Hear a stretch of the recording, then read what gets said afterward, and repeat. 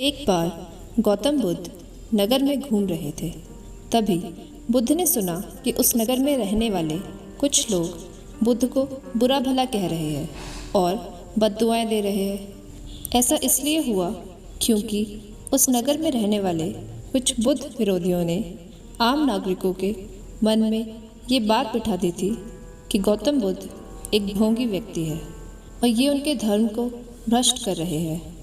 इस वजह से उस नगर में रहने वाले लोग बुद्ध को पसंद नहीं करते थे और उनको अपना दुश्मन मानते थे। गौतम बुद्ध ने जब नगरवासियों के इन उल्हानों को सुना तो वह एक कोने में शांति के साथ खड़े हो गए और उनकी बुरी बातों को आराम से सुनते रहे। इस दौरान बुद्ध ने कोई प्रतिक्रिया नहीं दी। कुछ देर बाद जब नगरवासी बुद्ध को बुरा भला कहते हुए थक गए और चुप हो गए तो गौतम बुद्ध ने उन नगरवासियों से कहा, क्षमा चाहता हूँ, लेकिन अगर आप लोगों की बातें खत्म हो गई हो तो मैं यहाँ से जाऊँ। ये सुनकर उनको बुरा कहने वाले लोग बहुत आश्चर्यचकित हुए।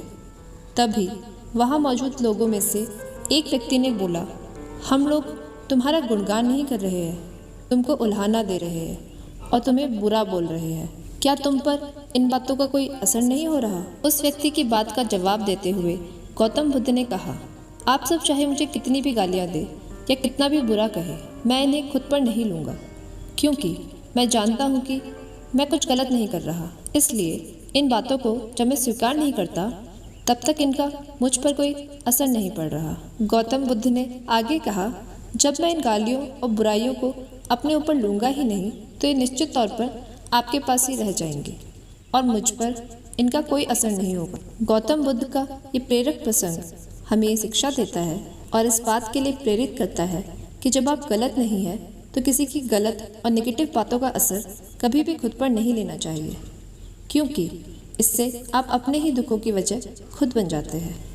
यदि आपको ये कहानी अच्छी लगी और मेरे चैनल पर ऐसे ही और वीडियोस देखना चाहते हैं तो इस चैनल को सब्सक्राइब और इस वीडियो को लाइक करें।